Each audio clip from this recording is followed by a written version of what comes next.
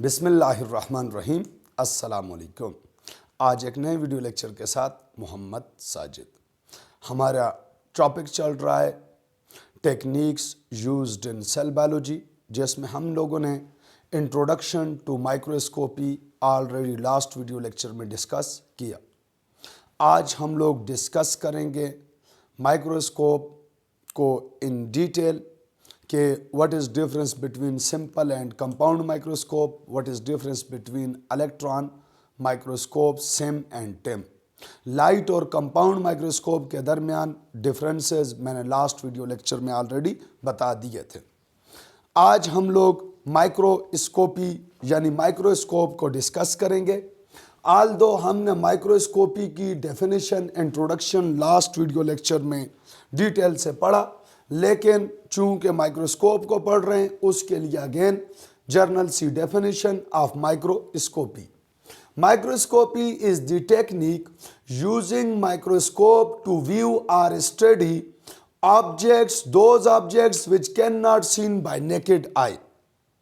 Microscopy मैंने last time भी कहा कि अक्सर स्टूडेंट्स स्टडी ऑफ माइक्रोस्कोप को माइक्रोस्कोपी समझते हैं।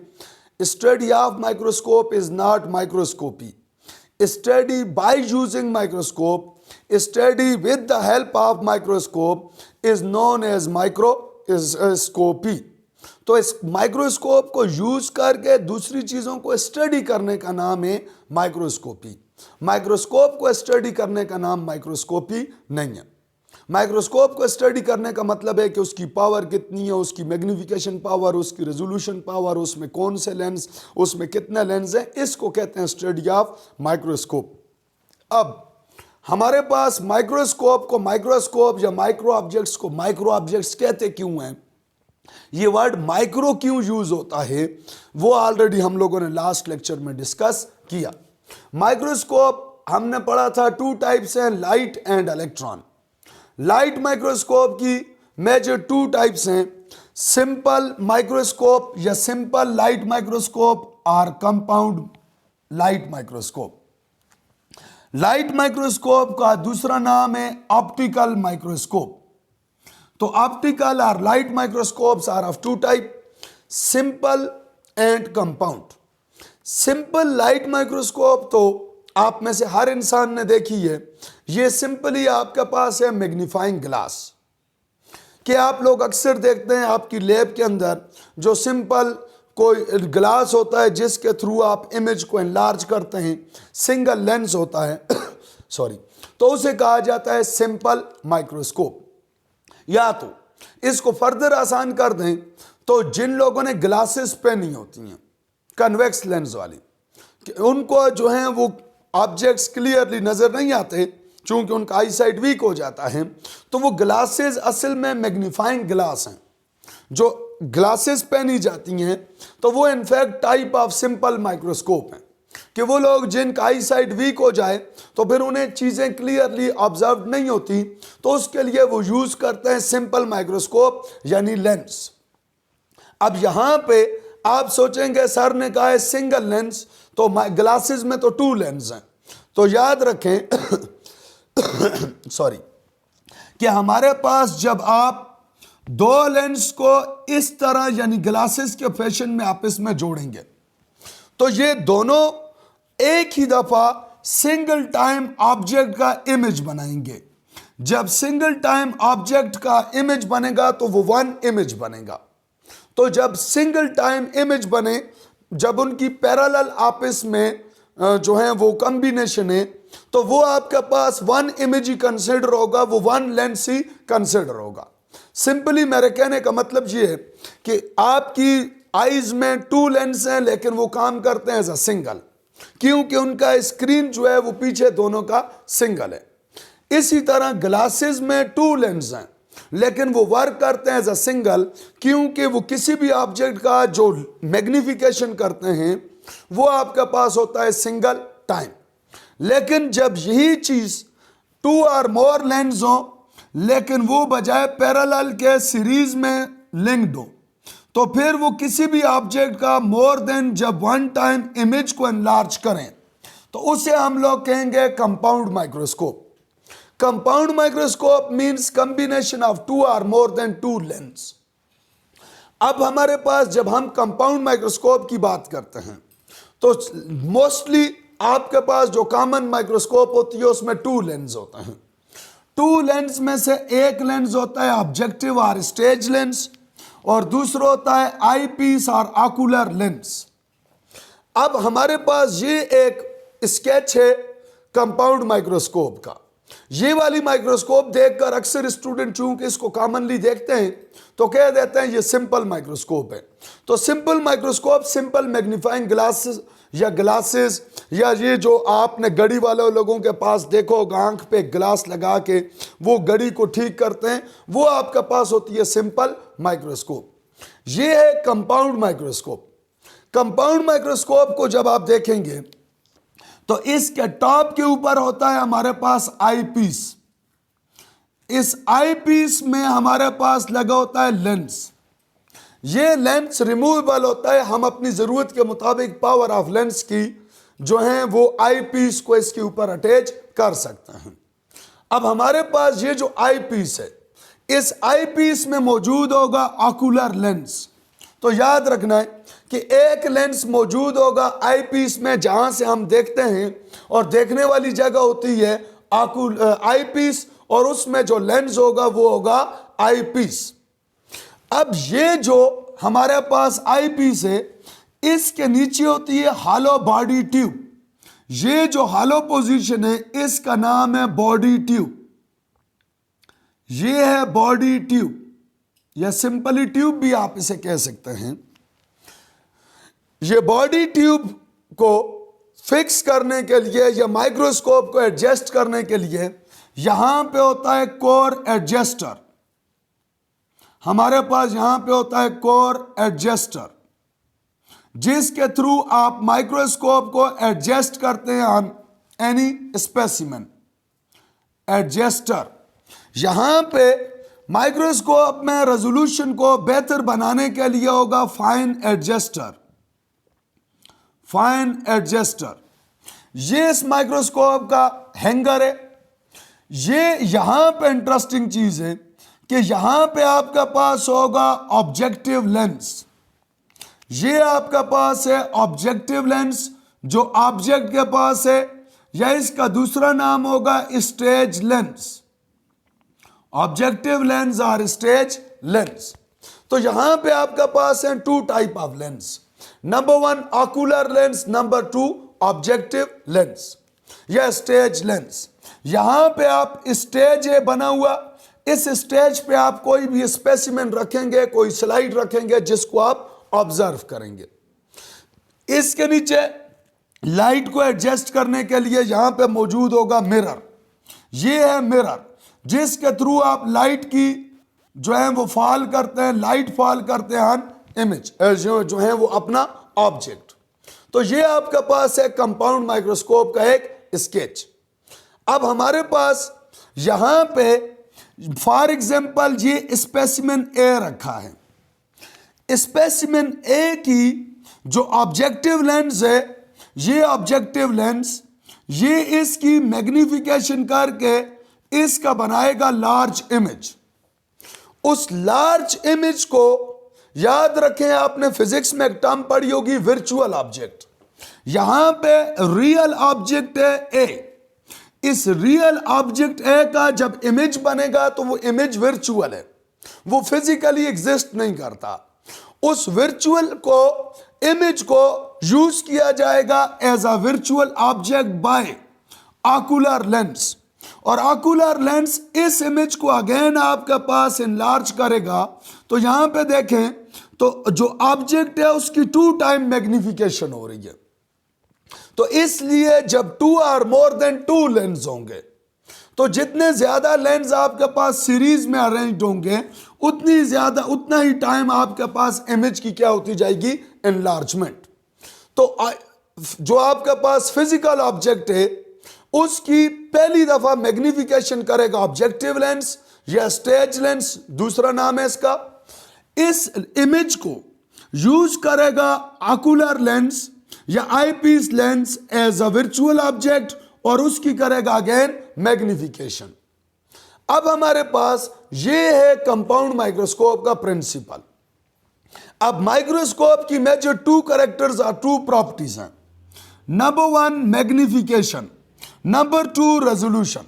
रेजोल्यूशन पे तो मैंने लास्ट टाइम भी बात की जब हम लोगों ने ये बात पढ़ी थी कि वर्ड माइक्रो ऑब्जेक्ट क्यों यूज करते हैं, वर्ड माइक्रोस्कोप क्यों यूज करते हैं, या वर्ड हम लोग माइक्रोस्कोपी क्यों यूज करते हैं। तो वो वर्ड माइक्रो को सॉल्व करने के लिए हमने डिस्कस किया था resolution power of human being. तो मैग्निफिकेशन का मतलब है एनलार्जमेंट। अब हमारे पास ये जो मैग्निफिकेशन है वो है product of lens power used in compound microscope. आपने जो कंपाउंड माइक्रोस्कोप में लेंस यूज किए 2 और मोर देन 2, उनका आप प्रोडक्ट लेंगे, यानी उनकी पावर को आप मल्टीप्लाई करेंगे। याद रखें कि लेंस की पावर को आपने सम नहीं करना, लेंस की पावर को आपने मल्टीप्लाई करना है। जैसे फॉर एग्जांपल आपके पास आकुलर लेंस है 10x, फॉर एग्जांपल आपके पास जो है वो ऑब्जेक्टिव लेंस है 10x, और सिमिलरली आकुलर लेंस भी 10x है, यानी इस लेंस की भी मैग्निफिकेशन पावर 10 है और आकुलर लेंस की भी मैग्निफिकेशन पावर 10 है। तो इस माइक्रोस्कोप की जो अभी मैग्निफिकेशन पावर है वो 20 नहीं होगी बल्कि 100x होगी। वो आपके पास आपने मल्टीप्लाई करना है, 10 into 10 is equal to 100। For example अगर इस लेंस की मैग्निफिकेशन पावर 10x ही है और इसकी फॉर एग्जाम्पल 15 है, तो अब इस माइक्रोस्कोप की मैग्निफिकेशन पावर 25 नहीं है बल्कि आपने दोनों लेंस की पावर का प्रोडक्ट लेना है, यानी उनको मल्टीप्लाई करना है। तो अब इस माइक्रोस्कोप की जो मैग्निफिकेशन पावर होगी वो होगी 150x। इसी तरह फॉर एग्जांपल अगर ये 20x है और ये 10x है, अब तो इसमें मैग्निफिकेशन पावर जो है इस माइक्रोस्कोप की 30x नहीं होगी बल्कि 20 multiply by 10 is equal to 200x। तो याद रखें मैग्निफिकेशन को मालूम करने का आसान फार्मूला है कि product of power of lenses way use in compound microscope. जितने लेंस यूज हो रहे हैं, फॉर एग्जांपल 2 यूज हो रहे हैं ऑब्जेक्टिव एंड आकुलर लेंस, तो उन दोनों की पावर को आपने मल्टीप्लाई करना है। अब मैग्निफिकेशन के लिए 2 फैक्टर्स हैं। Number 1 magnification is depends upon number of lens. आप यहां पे देखें जब 2 लेंस हैं तो 2 टाइम मैग्निफिकेशन ऑफ इमेज हो रही है, लेकिन फॉर एग्जांपल अगर यहां पे एक तीसरा लेंस भी होता तो ये फर्दर और भी जो है वो आपके पास इमेज मैग्निफिकेशन हो सकती है। तो फॉर एग्जांपल अगर ये भी 10x है, ये भी 10x है और थर्ड लेंस जो लिया फॉर एग्जांपल वो भी 10x है, तो ये 10 is equal to 10 multiplied by 10 is equal to 100 and then 100 multiplied by 10 is equal to 1000। तो ऑटोमेटिकली इसकी मैग्निफिकेशन जो है वो 1000x हो जाएगी by the addition of another lens. तो पहली बात याद रखें कि magnification depends upon number of lens, कि जितने ज्यादा लेंस होंगे उतनी ज्यादा मैग्निफिकेशन होगी। दूसरे नंबर पे हमारे पास सेकंड नंबर पे पावर ऑफ लेंस। अब फॉर एग्जांपल अगर ये लेंस भी 5x का है, ये भी 5x का है, तो then only 25x is the magnification power of microscope. लेकिन अगर ये दोनों लेंसेज 10x के हैं तो now it is not 20 but it is 100x। अगर ये दोनों लेंसेज फॉर एग्जांपल 20 के हैं तो ये आपके पास 400x इसकी क्या हो जाएगी मैग्निफिकेशन। तो मैग्निफिकेशन के लिए पहली बात कि product of lenses means that ocular lens power multiply by the power of objective lens. Number 2 number of lens. उसके बाद माइक्रोस्कोप की वो प्रॉपर्टी जिस पे आजकल सबसे ज्यादा काम हो रहा है दैट इज रेजोल्यूशन। आजकल माइक्रोस्कोप की मैग्निफिकेशन से भी ज्यादा इंपॉर्टेंट प्रॉपर्टी जो डिस्कस की जाती है वो है रेजोल्यूशन। हमने ऑलरेडी रेजोल्यूशन को डिस्कस भी किया कि it is the power of separation. ये माइक्रोस्कोप की वो प्रॉपर्टी है जो कि सेपरेट करेगी, डिस्टिंग्विश करेगी the distance between two closest object, कि टू क्लोज ऑब्जेक्ट्स हैं उनके दरमियान जो डिस्टेंस है उनको सेपरेट करने की प्रॉपर्टी का नाम होगा रेजोल्यूशन। जैसे मैंने लास्ट टाइम भी बताया कि फॉर एग्जांपल ये हमारे पास अभी आपको ये दोनों मार्कर्स में डिस्टेंस नजर आ रहा है, डिस्टिंग्विश कर रहे हैं। अब ये आपके पास डिस्टेंस कम हो गया, ये फर्दर डिस्टेंस कम हो गया। अब ये जो है अगर मैं आपसे पूछूं कि क्या इन दो मार्कर में डिस्टेंस है या नहीं है, तो आपका आंसर होगा नहीं है, या शायद कुछ लोग जानते हो तो वो बोलेंगे है। तो अब हमारे पास दोनों क्वेश्चन को गौर से सुनना है। पहला क्वेश्चन ये है कि क्या इन मार्कर में डिस्टेंस है या नहीं है, तो उसका आंसर है यस, डिस्टेंस इनके दरमियान है।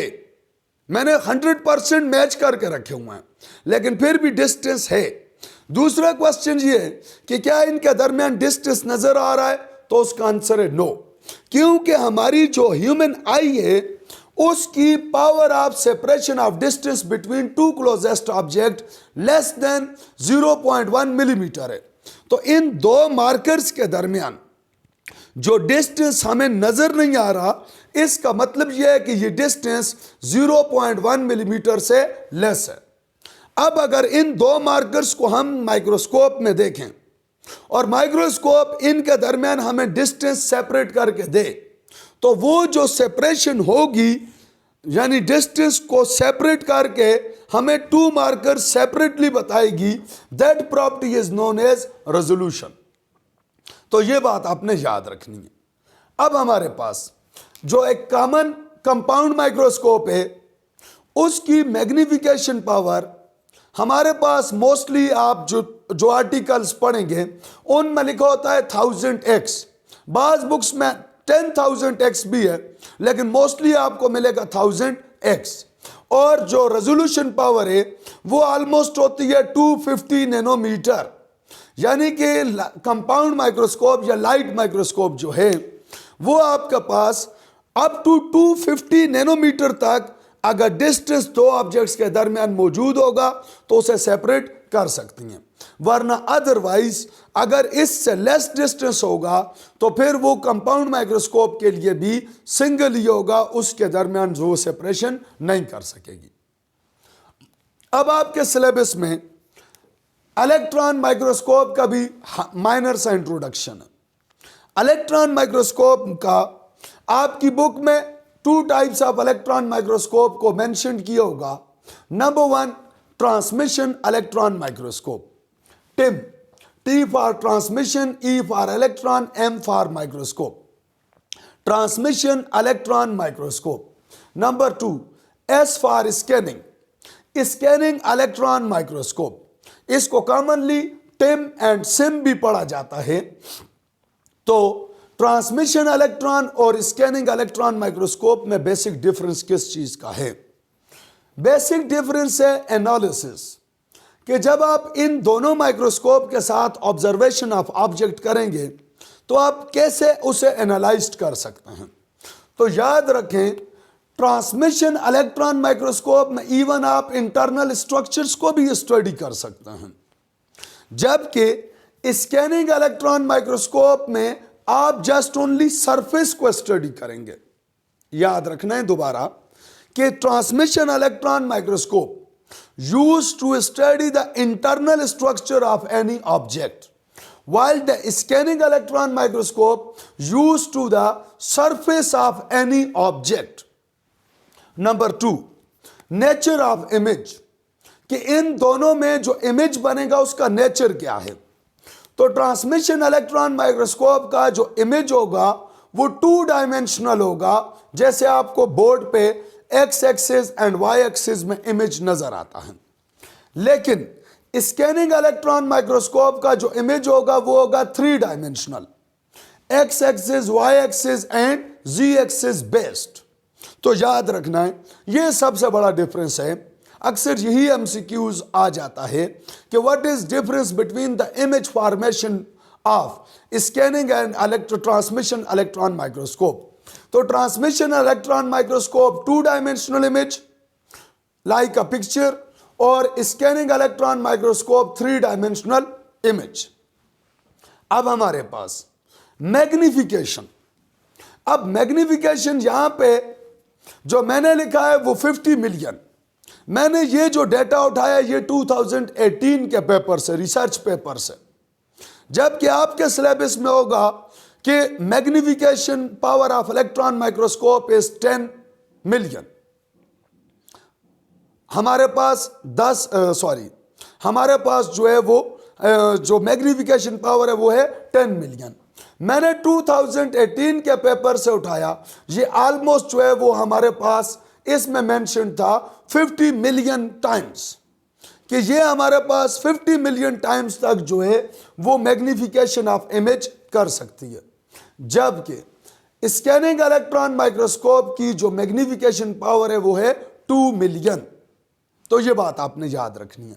जहां तक बात है रेजोल्यूशन की, तो ट्रांसमिशन इलेक्ट्रॉन माइक्रोस्कोप जो है वो आपके पास मैग्निफिकेशन कर सकती है अप टू 0.5 आर्मस्ट्रॉन्ग, जबकि स्कैनिंग इलेक्ट्रॉन माइक्रोस्कोप जो है वो कर सकती है 0.4 नैनोमीटर तक।